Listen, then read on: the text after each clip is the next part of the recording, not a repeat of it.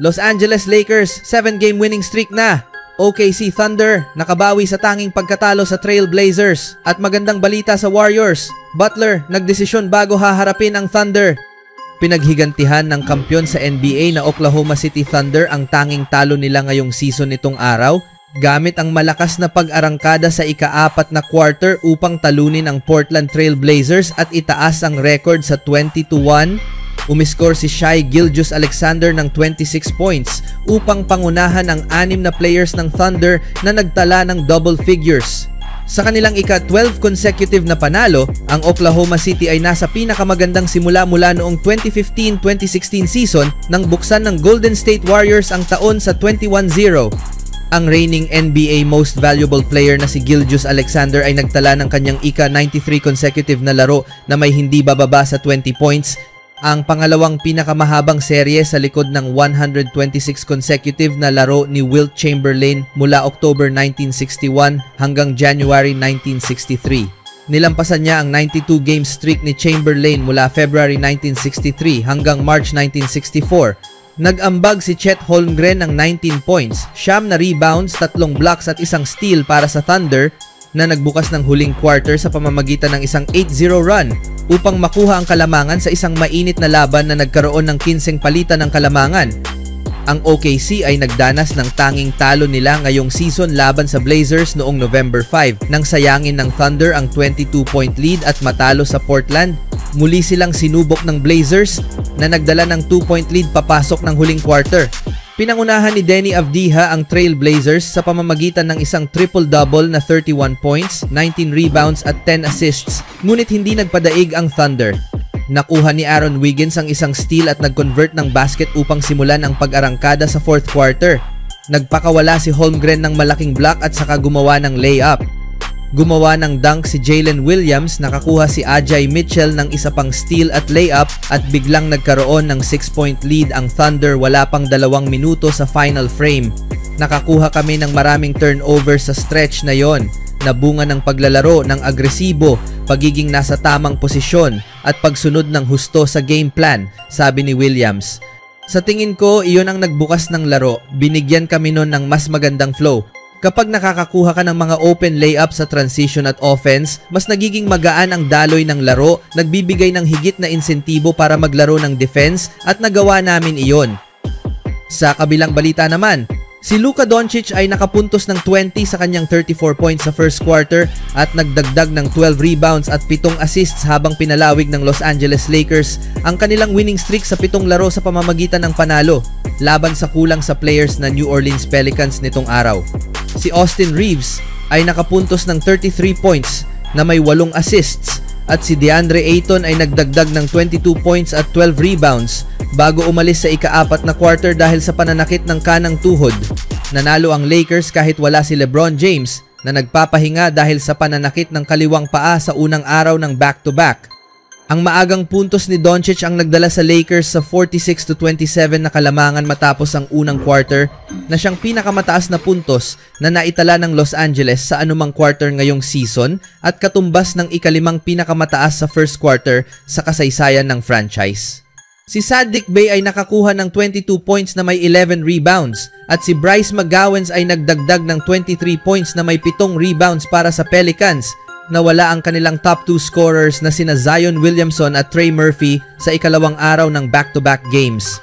Si Jeremiah Fears ay pumukol ng 21 points habang si Derek Queen ay may 15 points at si Micah Peavy ay nagdagdag ng 13 points para sa New Orleans na nahuli ng hanggang 22 points sa first quarter at 26 points sa first half habang nawalan na ng 12 sa kanilang huling 13 games. Kahit wala si James, sapat na ang scoring options ng Lakers mula sa simula habang umaabot ng 70% ang kanilang shooting mula sa floor sa unang quarter at 50% mula sa 3-point range. Nangunguna ang Los Angeles sa 77-57 sa halftime na tumutugma sa kanilang pinakamataas na puntos sa anumang kalahati ngayong season. Nagawang bumangon ng Pelicans at makalapit sa 100-89 sa natitirang 2 minuto ng ikatlong quarter bago muling pinalawak ng Lakers ang kanilang kalamangan sa higit sa 20 points. Natapos ang laro ng Lakers na may shooting na 48.3% mula sa floor at mayroong lamang 9 na turnovers habang umangat sa 7-2 sa home games. Ang Pelicans naman ay nakapuntos ng 50.5% mula sa floor sa kanilang pagbawi.